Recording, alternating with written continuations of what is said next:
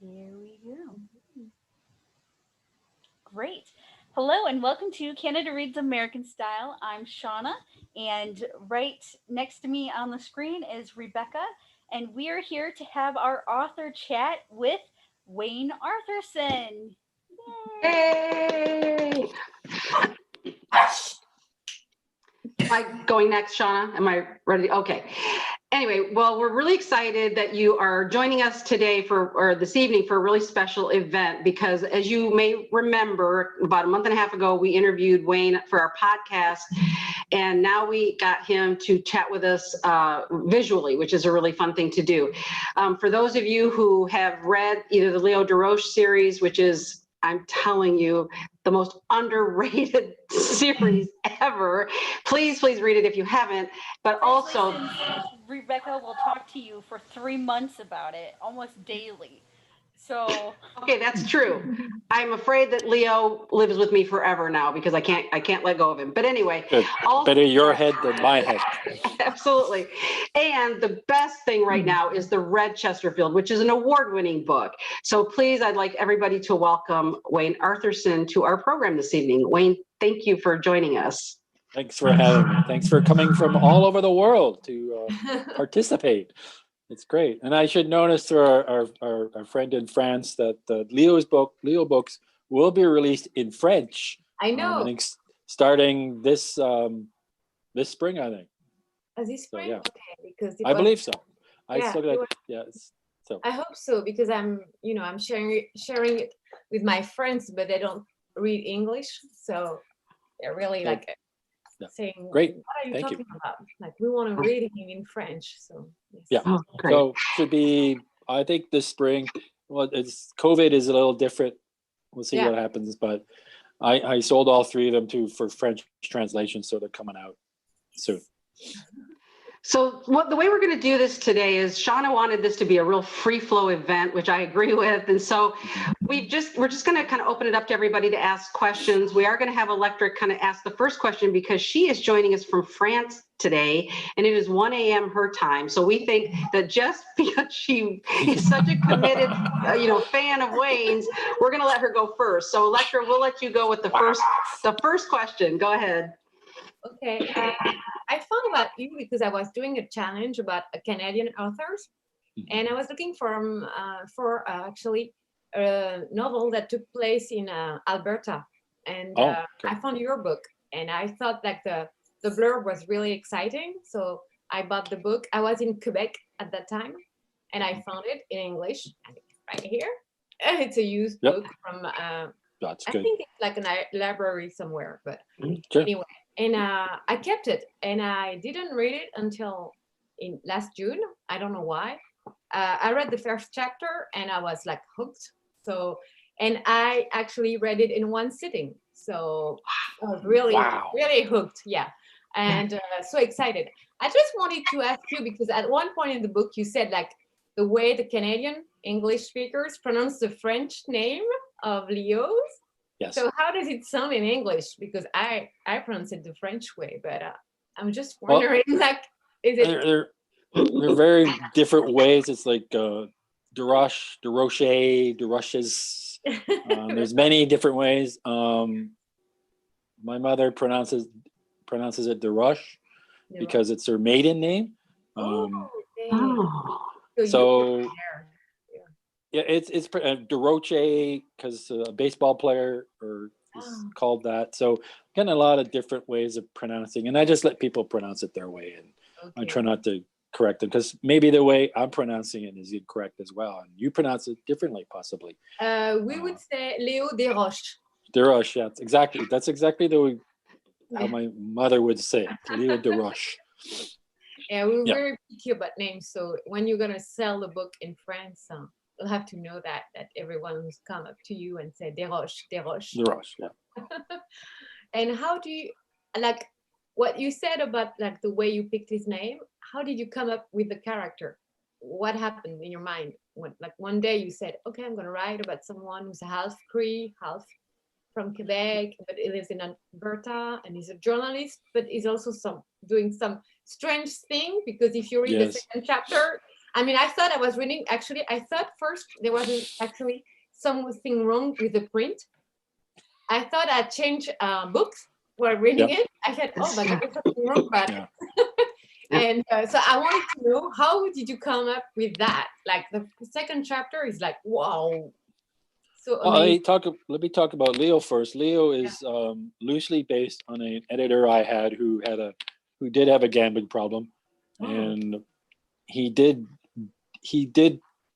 disappear, and he would show up in my life every few months, pretending he was going to go get a job somewhere. So if I give him money to grab a Greyhound or for food, but he would use it for gambling. And once I stopped giving him money, he disappeared from my life. And when I was thinking of writing a novel, I just wanted to think about whatever happened to this person. And that's where the basics for Leo came from. But then to make it more, to give the character more depth, the Cree and French Canadian part of it comes from who I am. My mother is French Canadian. My father was Cree, and I grew up, as we say in Canada, an assimilated person, because my father didn't teach me Cree, my mother didn't teach me French, because they wanted us to blend in.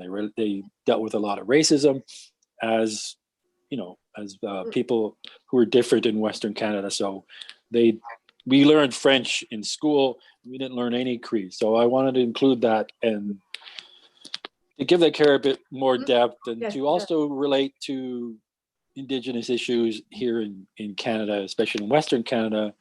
And also partly I read a lot of mysteries featuring Indigenous characters, Native American characters, and most of them are written by non-Native American people, and they're always set in rural places. And this I wanted to set in more of an urban setting like Edmonton, where I live. Because more than half of Indigenous people in North America live in urban areas. They don't live in rural places. I mean, the two biggest cities for Indigenous people in the United States are LA and New York, and in Canada it's Edmonton and Winnipeg. So I wanted to bring that aspect as well. And also, since I know Edmonton quite well, because I've lived here I was born here, but I've also lived here this time for about 30 years. I know how things function. I know how feels like in the wintertime, in the fall, and various things. So it made more sense to set it here. So that's where parts of where Leo came from, and parts of why I picked the setting of Edmonton, because it's my place. It's what I know best. Well, thank you. Who wants to go next? Anybody. All right. Well, I'll ask my question. I'll go ahead and ask one of mine, and then what? Someone. Allison, you raised your hand. Allison, go ahead. Unmute yourself. Go ahead. Sorry, I started to ask a question and I was muted. I did that. My question was more about. So I read this today, which I enjoyed very much. And I noticed it was published by University of Calgary Press. And I just wondered if you could speak just a little about that, about ending up working with University of Calgary Press as opposed to a more traditionally fiction publisher, and how that kind of came about. Well, I could go over my whole career of getting publishing deals and losing publishing deals and going for different publishers. That happens to a lot of writers. You get dropped. They call it orphaned. They don't like the book proposing. So when I wrote the Red Chesterfield, when I was finished, I was at the point where this is so different. I don't see someone actually publishing it, or a more traditional publisher. But I didn't, in a sense, I didn't really write it for that. It was sort of something I wrote when I was procrastinating from writing another novel by writing a novel. And that's where the Red Chesterfield came in. And so it was more like, it became as an exercise, but then it was finished and I was looking for somewhere to publish it. And I think I was an award jury or something one year for a book award. I think I read a couple of books from the U of C Press, and they have a thing called the Brave and Brilliant series, which is their odd fiction and poetry, and it's more of a series of books that have a different style, or writers who have known for a certain style are trying different things. So I thought, well, I'll send it to them and see what they have to say. I've got nothing to lose. All I can do is say no. And I did send it to them, and they surprisingly said, yes, let's publish it. This is exactly the kind of style of book we are looking for. And I worked with the editor, Aretha Van Herk, who's a well-known writer here in Canada. And it's actually been quite fantastic. I mean, I've worked with big American publishers. I've worked for small Canadian ones and mid-sized ones. And this is probably one of the best publishers I've worked with in my career, because they've been very supportive, despite the fact they don't have piles of money. I mean, the big American one was surprisingly really nice too, and really great to work with. But this one has been really great, because they still pushing the book. The book has been out for a year, and they're still sort of promoting it in their own certain way. So it's really nice. So that's how I got to the UFC press, and I'm not sure where I'm going to go next. They've asked, what's your next book? Maybe we'll publish that, but I'm just going to wait and see. Because this is getting a lot of press and comments, so maybe I could turn this into some way of making more money. Did you ever get back to the novel that you were procrastinating from writing by writing this one? I think I finished that one, and then it was supposed to come out. I have another series set in a POW camp in Western Canada for German prisoners, and it was that one, and I think that was finished. And that's supposed to come out. I don't know when that's coming out. We've had issues with that. So a lot of writers actually do this. I've just discovered a lot of writers go, I'm going to procrastinate the novel that I'm supposed to write with something that I actually want to enjoy to write. So it's kind of interesting how that happens. All right. You write go ahead, Alison. You're mute. No, go ahead. You can go. Okay. Just how do you process? Do you like when you say you don't write when you would like to write? Do you have because in France, many authors always say, well, they get up at 5 a.m. and they write for 4 hours or 5 hours, and then they just do something else the rest of the day.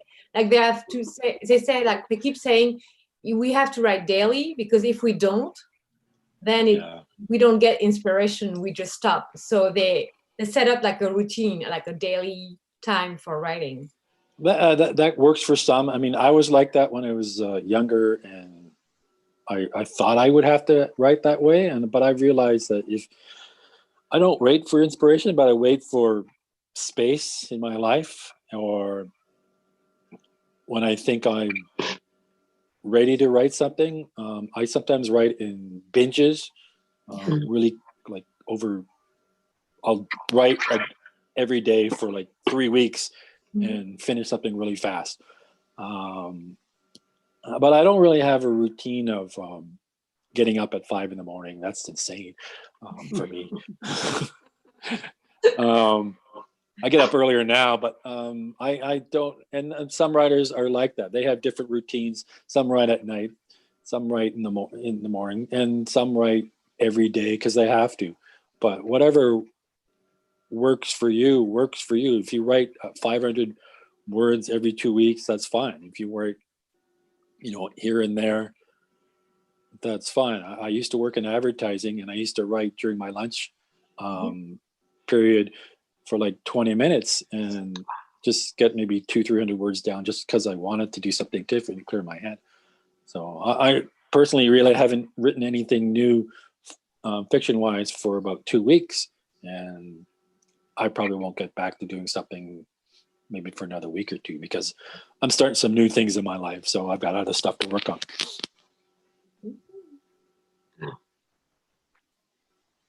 Jolene, you want to go ahead? Yeah, sure. Thank you. I was just going to ask about the structure of your book. So both in the structure of how the chapters came about, your chapters go from one line or one sentence to, about a page. Was that something that you thought of ahead of time? Is it just that that's how it worked out? Was that your plan all along? And then also the layers and the structure of the actual storytelling. I'm just wondering how that all came about and how much you plan ahead and what that process is like for you. Okay. When I started writing the Red Chesterfield, that was part of the exercise I was talking about. I'm going to write a book where every chapter is 1 page long. And one reason why I did that, and I may have mentioned it in the podcast, is that I was tired of staying up late, reading books and going like, I'm going to wait till I'll go to close it to the next chapter, and it's 40 pages long. So I wanted a book where people can say, I'm going to bed. Oh, it's only 1 page. And I also wanted it to be a sort of visual thing too. So it actually turned out well when they published it. They actually got a sense of how it visually would work with just 1 page across like that. So that was part of the process. In the beginning, this book is going to have 1 page for each chapter, and sometimes 1 word or 1 sentence, whatever was the plan, whatever came up. As for the structure and the storytelling, I started with the Red Chesterfield in this description and who would find it, the bylaw officer. And then I pretty much went from there. And that was pretty much seat of the pants. And there's a description of writers. You're a plotter, you're a pantser. Plotters are those who plot well in advance, and pantsers are those who make it up. And they're, people mix back and forth. But for most of my books, I'm pretty much pantsing all the way. I'm just sort of making up as it goes along, and I'm picking up things as I write, and then maybe think I'll use that later or move it on, things like that. So it's I set up to do a few things, but mostly for the plot and the story things, I made up as I went along, and then I went back and I refined them as you do, and try to make them better and try to find more layers to put in and all those things. But all the little shocking moments in the book, oh my God, that happened. Even in the Leo book, the first Leo book, that happens in chapter 2. I knew something weird was going to happen. I had no idea what it was going to actually be. So that was all like, oh. And I do that, I think, because if I surprise myself when I'm writing it, I think I surprise the reader. You do. Yeah. So it definitely worked for you. I really enjoyed this book. I found it delightful, and I think thank you. There's so much to talk about. It's definitely one of my top 10 this year. So thank you so much for writing it. Yeah. And I find that a lot of people have been saying that. I'm just going, I'm glad people are doing that, because there's a lot of stuff I left out. And I was hoping I would leave stuff out so people would fill in the blanks themselves. And I think it was also part of the process where I wouldn't go crazy with descriptions and explaining everything, and something ended. So be it. So people can enjoy it that way. I try to do that with all my books. Some of them are bigger than others, but I try to leave it so people can think about things instead of sort of I beat them over the head with this is the book about that. It's more like you can figure out what the book is about on your own, because readers are very smart. They read for a living. I don't need to beat them over the head. I can explain. I can just have a sentence, and for the most part, they get it. I hope. But usually they have. That's what was true about Shauna and I when we were talking about on our podcast, when we did our review of the Red Chesterfield. It was so funny because we both had completely different opinions about some of the things. And then we both went, oh, I never thought of it that way. But that's what's so brilliant about the Red Chesterfield is you do give us a lot of room to work with in terms of, I agree, Jolene, it's definitely it's actually in my top 3 books actually for this year, because it gives you so much to talk about. And no matter who you talk to, everyone's going to have a difference of opinion about certain parts of it. So that's what's the brilliance of that book. As small as it is, you think, oh, it's just this little book, but it has the most depth of anything I've read this year. So it's incredible. Yeah. I could say something. There's people, who say things to me about the book, and in my head I go like, I didn't think about that. Wow. But in real world I go, oh yeah, I meant to do that. Yeah, that's all part of the plan. No, but it happens a lot. It's like, oh wow, you saw something in the book that I did not, I guess, mean on the surface, but maybe subconsciously I was probably doing that. And that happens a lot when writing. Subconsciously things come out just that you're not noticing. Yeah. So I'm curious about, I have a group question in regards to what Rebecca said. We did have different perspectives about the Mhm. tea and the jam in the book. Right. So I want to say that I think it is a good intention piece by saying that the tea and the jam is something that is comforting uh, and puts, is it M to sleep. And Rebecca has a different viewpoint where she thinks it's poison and it is, or a drug, it's a drug, and the Mhm. drug is putting M to sleep. So, out of the people who have had the opportunity to read it, and Wade, please feel free to give us your perspective. Uh, did you see the tea and the jam in a different light?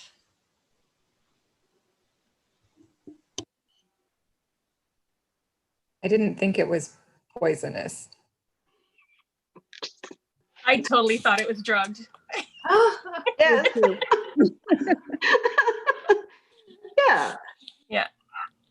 That's I've gotten hilarious. that people go like he was M was drugged and M wasn't drugged, or is this something M was tired or whatever. And the tea and the jam, I'm not going to say what I meant. Mostly the tea and the jam was a visual thing I was looking for. I saw it somewhere. An Eastern Europe. It's an Eastern European thing where you mix your tea in the jam to make it, or you mix your jam and the tea to make it more sweet instead of sugar. I mean, Persians have a different thing where you hold you hold a sugar cube between your teeth and you sip it through the cube to get the sugar that way. And the skill is if you've done it, you keep the sugar cube. It gets smaller and smaller, but it doesn't fall apart until you finish your tea. But I think since I was dealing with Yuri, who obviously was Eastern European, I would the tea and the jam, and yeah. So however people see it is however people see it. So it's kind of neat how people are seeing totally different things, and I love that. And there's no right or wrong way to see things in the book, because that's even if because I wrote it, because once I finish writing it, it goes out into the world and people's interpretation. It's totally up to them. I'm not going to go out and say that's wrong. How you read the book is wrong, because that's how I went through English high school. I didn't like Catcher in the Rye, and the English teacher said, "How could you not? That's wrong." It's like, well, I just didn't like it. So how people read a book and interpret it, that's fair game. I have a question about kind of the writing process in a way, because I've always been fascinated, and I've never had an author answer this question before, but have you worked with do you work with editors, and what does the editor bring to the process? Because I feel like whenever I always love to read the author part at the end where they thank everybody and they always thank their editors. And I think, what is it exactly the editors do? Because my impression would be they steer you in a direction as needed, but then I think, but the author, it's their work, so I'm not quite sure of the role of an editor. How much It's hard influence? it's hard to explain the role.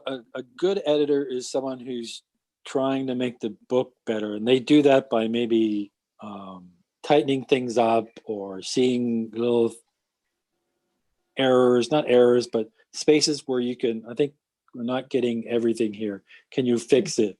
And they explain it quite well.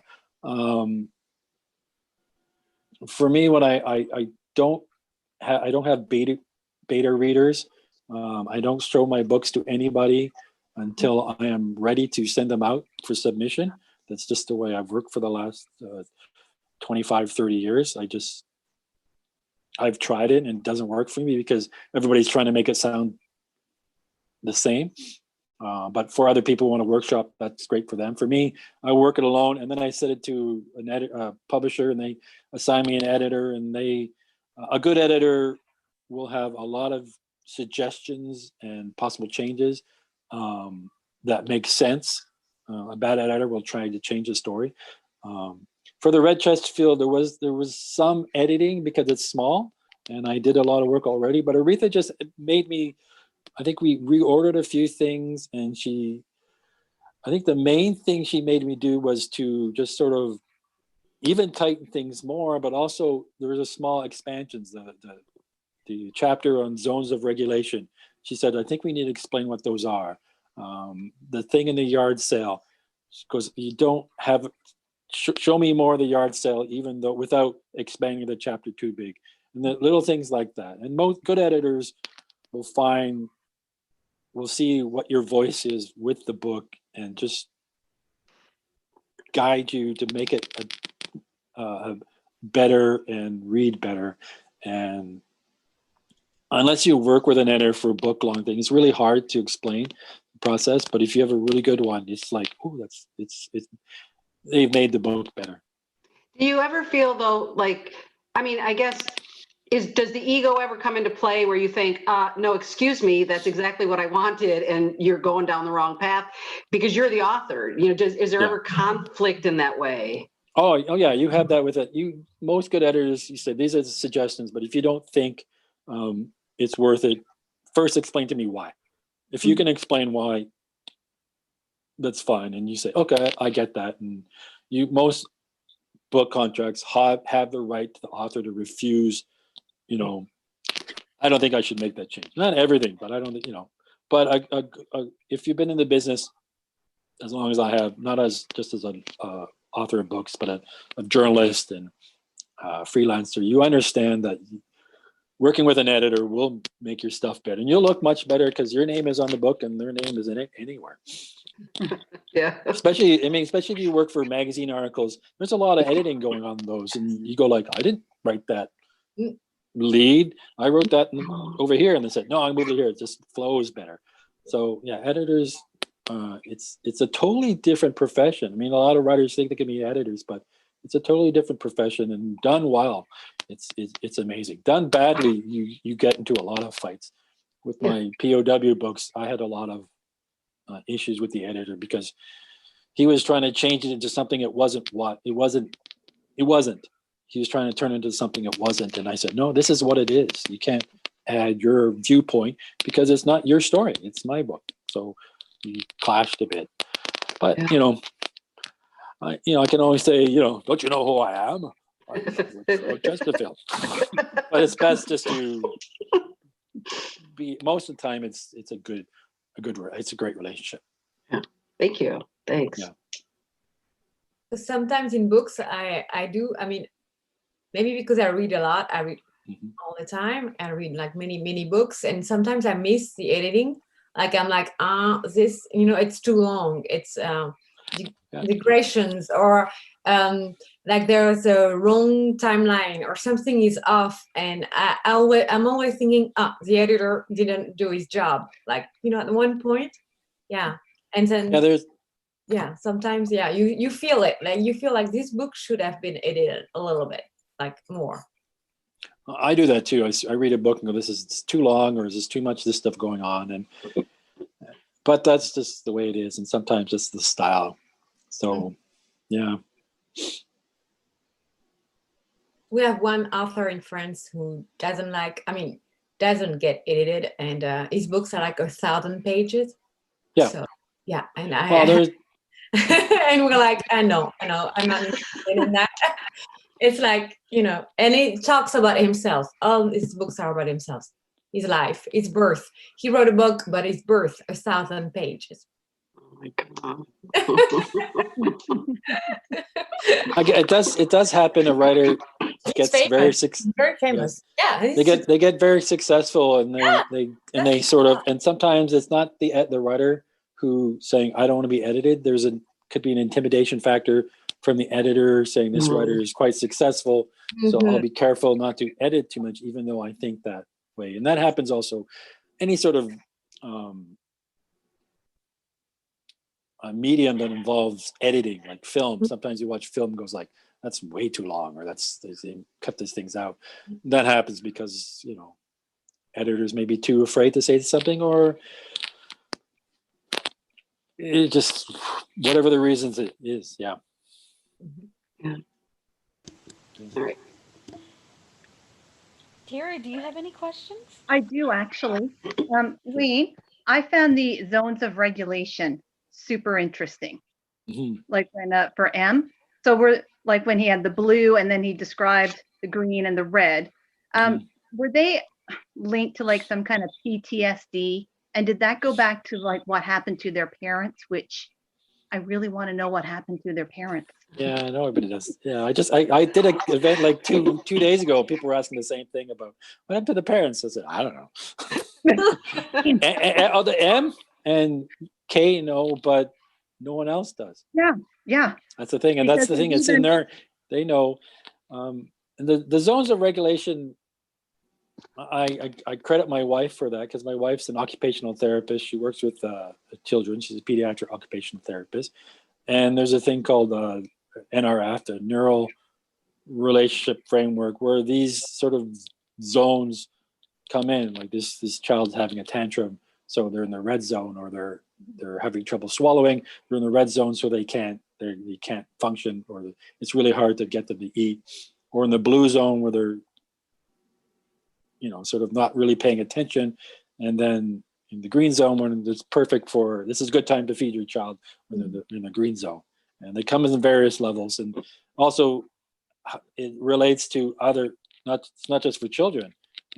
These zones and the neural relational framework relates to all of us. We all have certain things that set us off, like fingers on a chalkboard throw some people off, but don't throw some people off. And that's because how you hear things and how your neurons or your nervous system fires that. And this is all my wife's work and her talking about stuff and me subconsciously taking it in and going, this is a great part to use these things that you've talked about for the, because she does now work at home or she's on the phone with clients. Even before COVID, I could hear her talking about these things and with her colleagues, and then figuring out, hey, it works in the book. And when she read it, because she had not read the book until it was published, she was quite pleased that I actually was listening to her. And then I picked some up and she's like, oh my God, it's the zones of, it's the red, green, and it's the neural relational framework. I said, yeah. I really thought it was cool. Yeah, and obviously I think because... Oh, that's okay. I just thought it was a really cool little insight into M. Yeah. And it made me wonder if it linked back to what happened to their parents, but maybe it's just the way he works through his day. There's a possibility that because M knows about these zones, that maybe M has, as a youth or in some time, had to deal with the professional who made M aware of these zones. So that's probably why they could come up. I don't know what for whatever reason, but there's possibly, that's probably, I think when I was writing about it, I said, well, there's probably something in M's background where M came through these, someone brought up these zones to M and explained it. And that's why they're being used and they're in the story.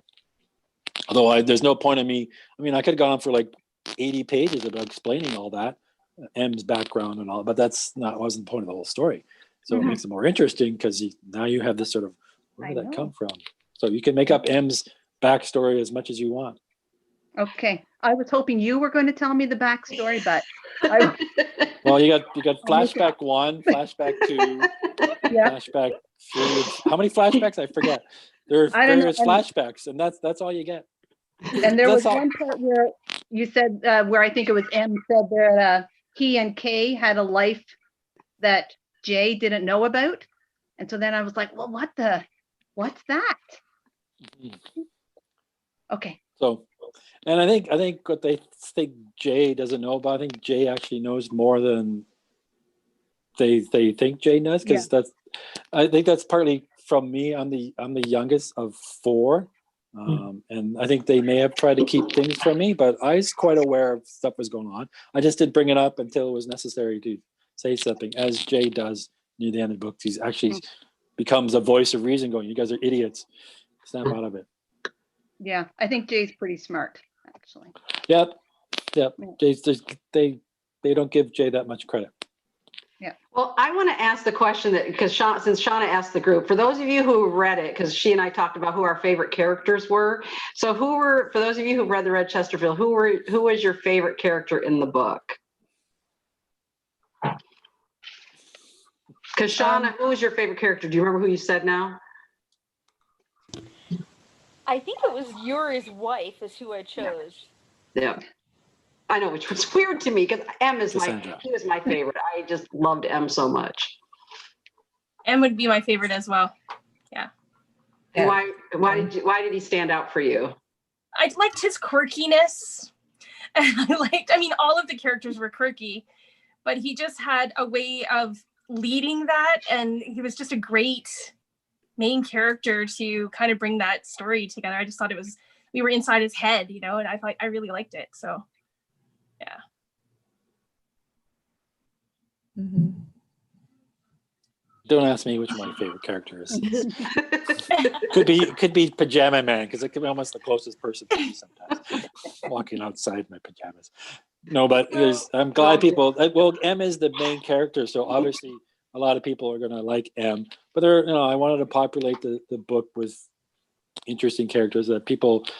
You don't have to find them likable, but they're intriguing for you, that you pay attention to them, even if they're only there for a couple pages or a short period of time. Right. And I try to do that with all my books. With the Leo books, I have this whole population of journalists and things, and I wanted people to realize that they have lives outside of the newspaper, and all these characters are big enough. And that's what I try to do in all my books. Even the secondary characters, you can think, where are they going home after work, or what do they do, or these kind of stuff.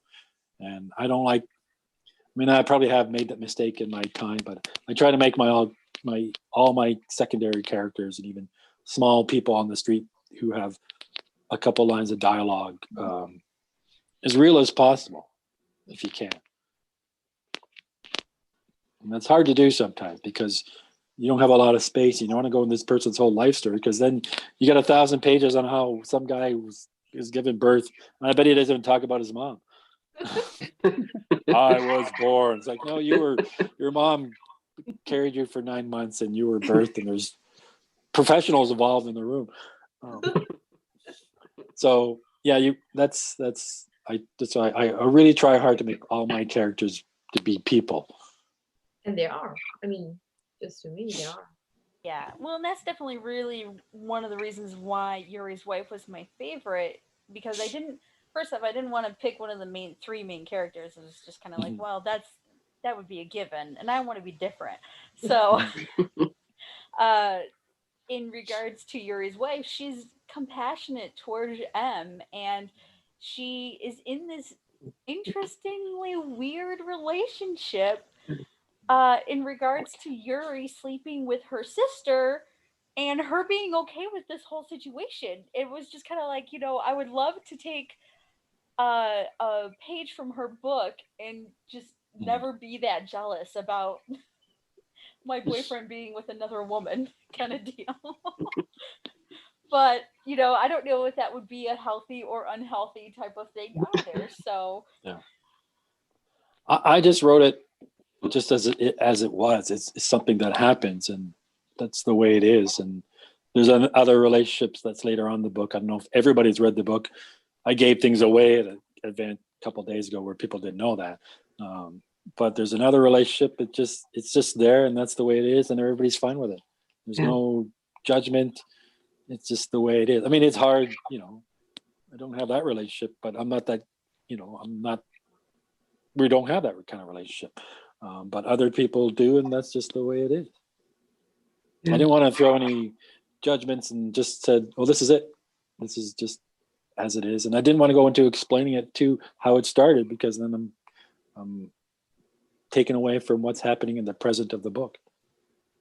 I wanted to ask you something that shows up more prominently in the Leo series, but it does show up in the Red Chesterfield too, which is this idea of the characters being indigenous. But I wanted to know, and I think it kind of, from what you said, parallels your own life, which is that Leo, for example, wasn't really fully in touch with who he was as an indigenous person, and even the family in the Red Chesterfield, they're indigenous because you mentioned it at some point, but it's sort of towards like the middle, I think, of the book where you don't even quite sort of realize it or think about it. Yeah. And so I just wanted to know, like, your own personal journey, if you can talk about it, your identity and that kind of thing. Well, like Leo, I knew we were indigenous. We didn't connect much. We didn't go to the culture. We visited my dad's hometown a few times. But it was not something as part of our lives. And that's just part of the way Canada is. I mean, we're still having indigenous issues with indigenous people and racism and violence and things like that. But it did become more something I would be more proud of and research more, and then understand that even though I wasn't connected to my culture and I grew up in an urban center, that's just another valid story of being what an indigenous person is in North America. There's many people who are like me, and as you can see, I'm white. I'm pretty pale, but I'm called white coated because I take after my mother, but my father's skin wasn't as dark as some. It's a spectrum because there's been a lot of marrying and in marriage and all these things between indigenous people and settlers. In the Red Chesterfield, I specifically did not mention they were indigenous because this is one of the things I worked out from the beginning because I wanted to especially in Canada, people's biases about how they read a book. I want them to start reading the book and build in their mind who the character is, and then just have one or two lines somewhere in the book which will change it and say, these people are indigenous. And so you actually go, ooh, wait a minute, I'm reading this. Was there something I missed back there? And it's also maybe a commentary on how sometimes indigenous books are published. It's like page one, like indigenous person walks down street and things like that. You come out with the indigenous in the beginning, so everybody knows it's an indigenous book without, and then they get a viewpoint of what indigenous person is like. So this is part of what the Red Chest feels like. And also, again, still there's a lot of books about indigenous people which aren't set in urban areas and which don't show indigenous people as people who just have jobs and careers and lives. There's all these other things, with trauma and suffering and victimhood and living poor in poverty. And I just wanted to challenge that a bit. And I always try to challenge that based on my life. And I don't want to dismiss the history of the bad things that happen and things that are happening now, but I just wanted to show a different viewpoint of indigenous people in Canada. It's a challenge, but I just want to do something different. Yeah. All right. Yeah, Allison, go ahead. I just wondered if the Red Chesterfield itself was something that came to you, that you saw one day, that you where did the actual Red Chesterfield kind of come to your mind from? Well, excuse me. I've had that image in my head for a long time, a Red Chesterfield in a ditch. And I use the word Chesterfield. I've discussed this in the podcast. Chesterfield was how we used to say growing up in the 60s, 70s, and part of the 80s. That's how we used the word Chesterfield instead of couch or sofa. It's a very Canadian term in that sense. It's changed over time as we got more exposed to American culture and sofas, and we got more TV and things like that. But it was always a Chesterfield. So that's where the word comes from. But the Red Chesterfield is an image I've had in my brain for a while. I read Chesterfield in a ditch, and I thought, well, I'll use that in a story somewhere. And I have a lot of those images that I haven't used or that I will use or that come up in the book. The foot thing, the severed foot, is another thing that popped in the book. I popped it in the book seemingly randomly, but then I realized for the last 10 years off the coast of British Columbia, of Western Canada, there's every year there's a severed foot in a shoe that washes up on shore, and the police go like, it's no big deal. It happens. They never explain why. And so it's like, where did this foot came from? So that's where that image of the foot came from that from those things happen, and this still happens. People, a foot is found on the beach near Vancouver, just north of Vancouver, and go, "Wow, a severed foot must have been a murder." It's like, oh, yeah, it's nothing. You guys have sharks up there or something? Like, what the heck? I don't know where it comes. They don't explain. They never explain. They never explain where it comes from. There's never a scientist goes, "Yes, it comes from sharks spitting up," or just it's just something that it's usually always in some sort of running shoe. And it's just one of those weird things that happens that it just popped in my head and I use it. And that happens all the time when I'm writing. Weird things or stuff that I've experienced, whatever, happens in my head. So I always have the excuse that doesn't matter what I'm doing, whether I'm watching TV or asleep or playing video games or whatever I'm doing, I'm always writing because something will come out of that, may come out of that experience I'm experiencing.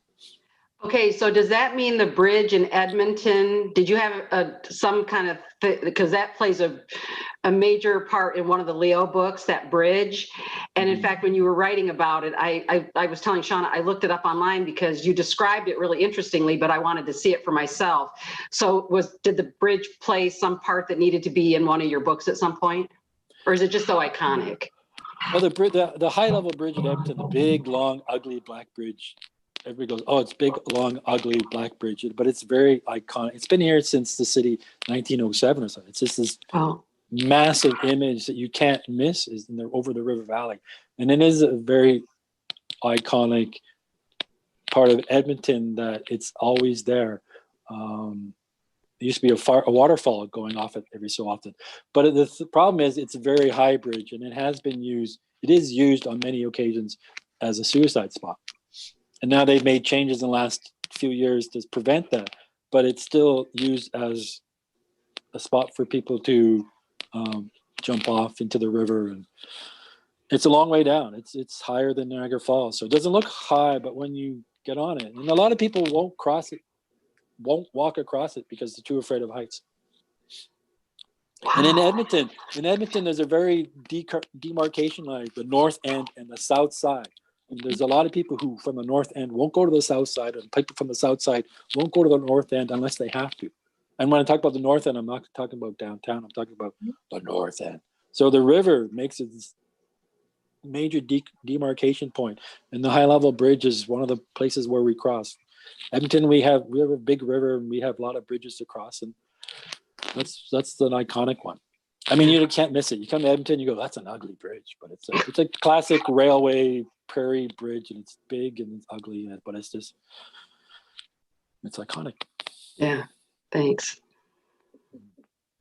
So Rebecca and I were talking about this idea that the Red Chesterfield could replace one of the books that high schoolers read, and there would be papers upon papers of different perspectives, and it would really give English teachers the ability to read something other than the quote-unquote same doneness of what current authors they read in high school. Would you ever be prepared to help come up with a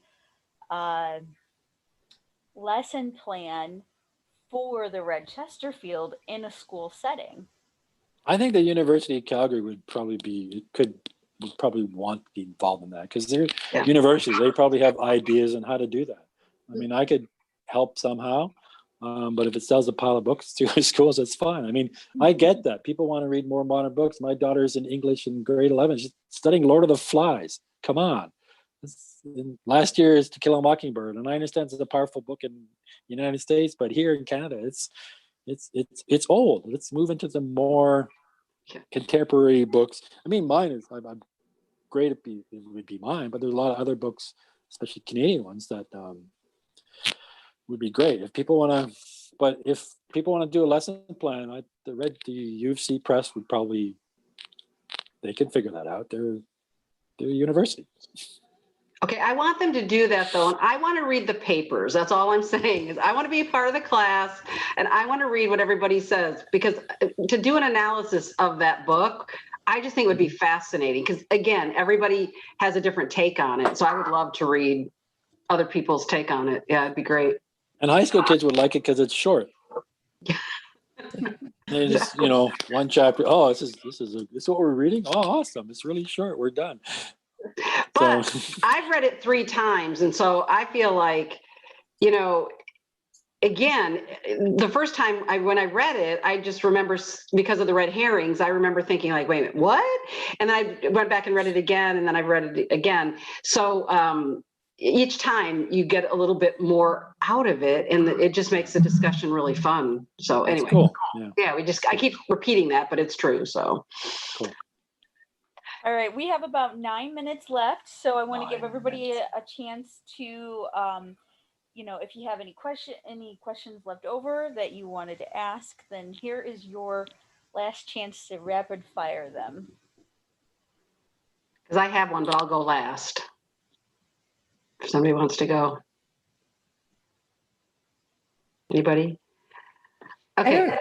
Oh, go ahead, That's Allison. a question, but just, so when I bought the book, I told them what I was looking for and asked them where to find it, because I wasn't sure where it would be shelved, and it was in the mystery section.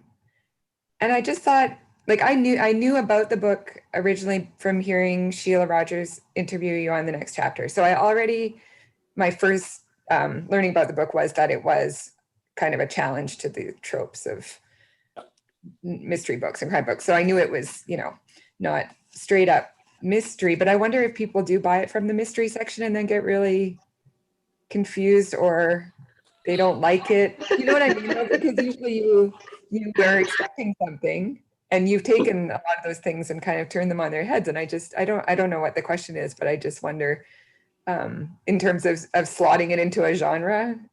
I think it's slotted into mystery because of the Leo books, and my other books were, you know, traditionally crime mystery books in that sense. And I'm known mostly as a mystery crime writer, even though I write other things. And so that's probably why. I mean, I wanted to push some buttons in the crime industry, and I do that already with essays on, you know, too many non-Indigenous crime writers writing Indigenous characters. And if it bothers them, I don't really care anyway, because I'm that kind of person. I don't want to care. You know, you want to, let's have a panel about it, and we'll talk about it and try to sell some books. But a lot of the crime writers that I know who've read it, they go like, yeah, this is neat. This is, I like what you've done with it. And some of them go like, I would like to do something different because I'm stuck with my, you know, 7th book that I have to fulfill. Even though I enjoy that, I just want to push some boundaries, but I can't because I have a name, and I have a sort of a name, but it's not one of those where I'm stuck somewhere. I can mess around, and this makes it even better. I can do even different stuff, and goes, oh, Wayne doing something weird again. Oh, all right, which is normal for me. Oh, your dad's doing something weird again, says my daughter, and she walks away. So it's fine. You could do a Chesterfield series. Yeah, no, there will be no sequel. I did notice something. I have an idea for another book, and I'd said on Wednesday it will be in the same universe as the Red Chesterfield, but it won't be. You won't see J or K or M. It's just going to be the same universe. It's not like it's like the Marvel universe, but Doctor Strange won't be coming into this one. Go ahead.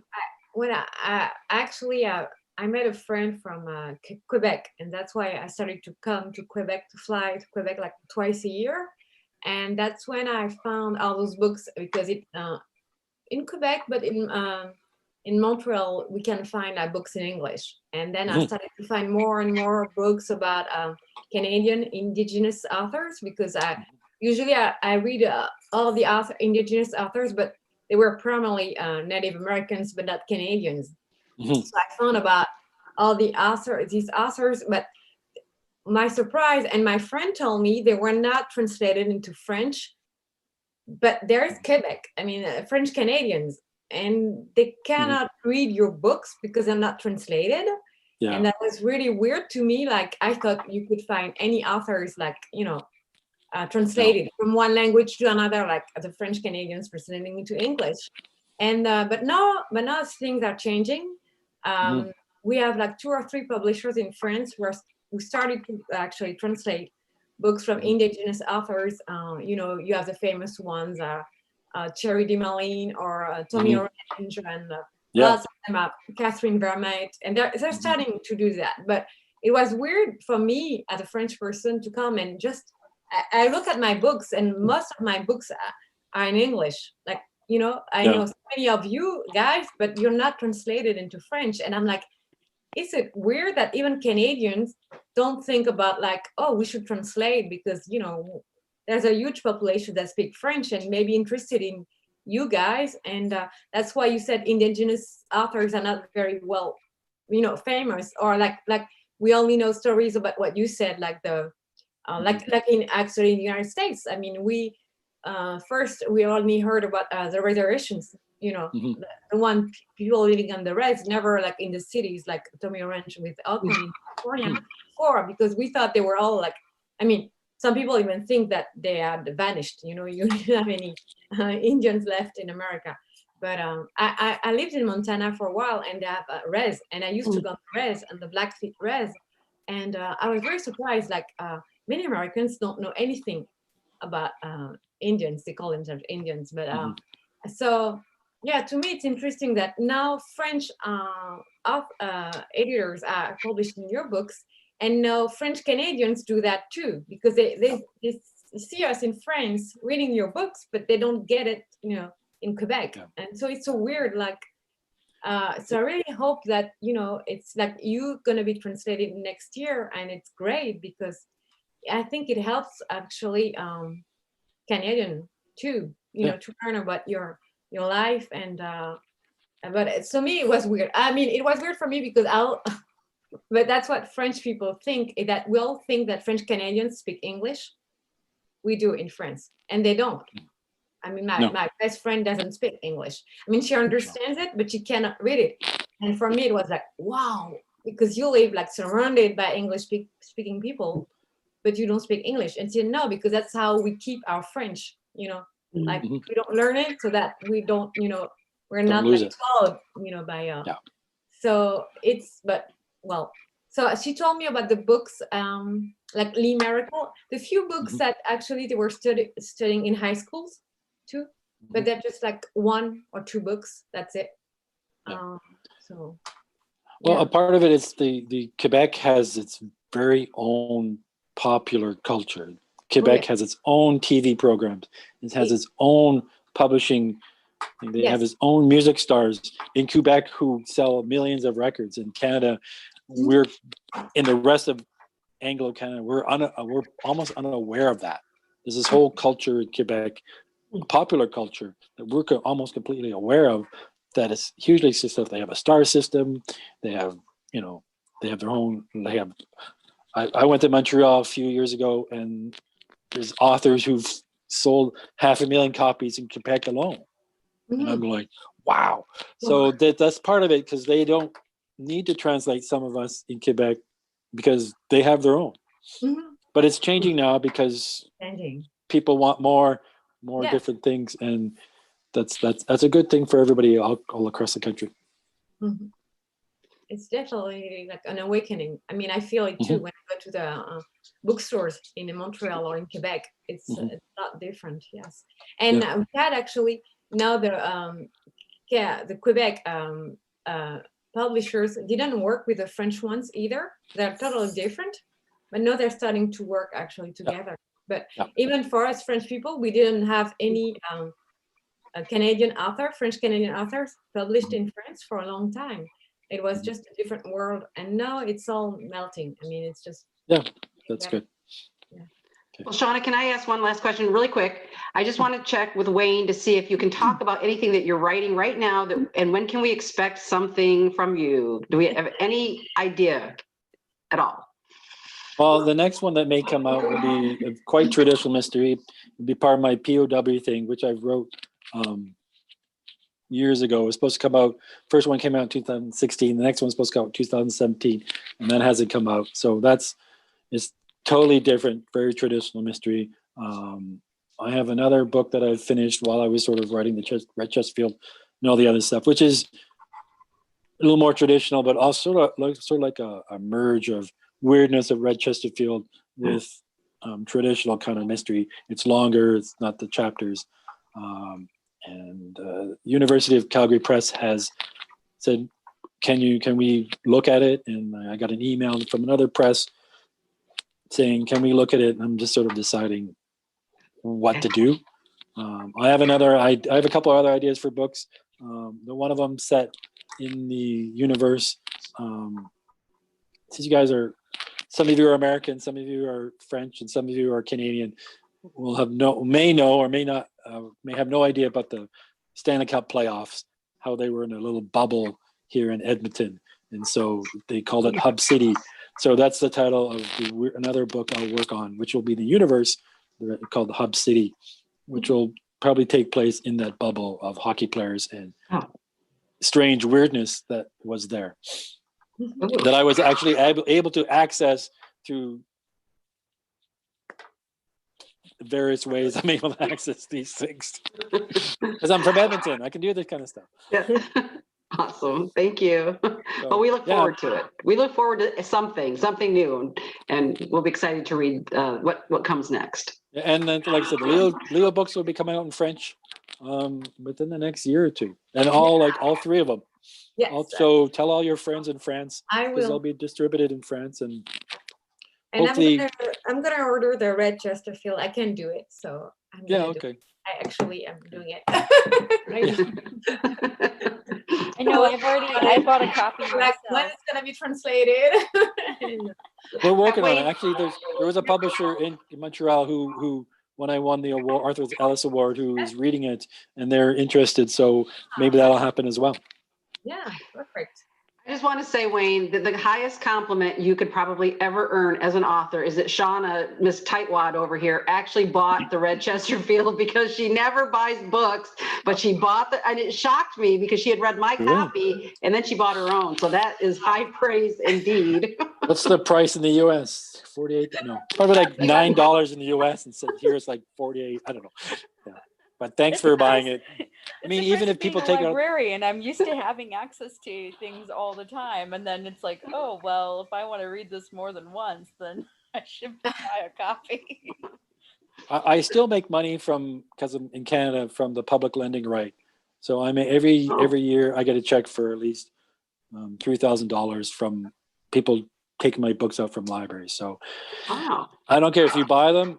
It doesn't happen in the United States, but it happens here in Canada and probably in France and the UK.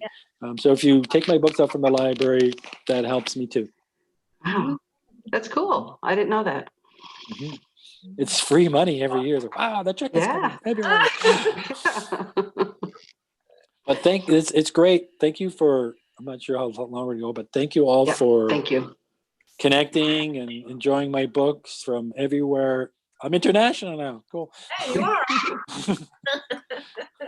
So and, it's nice. I hope to see you in France. Do you know about the French Festival Festival America in Vincennes, close to Paris? Yeah, you heard about it? I heard about they wanted to send me last year to Lyon.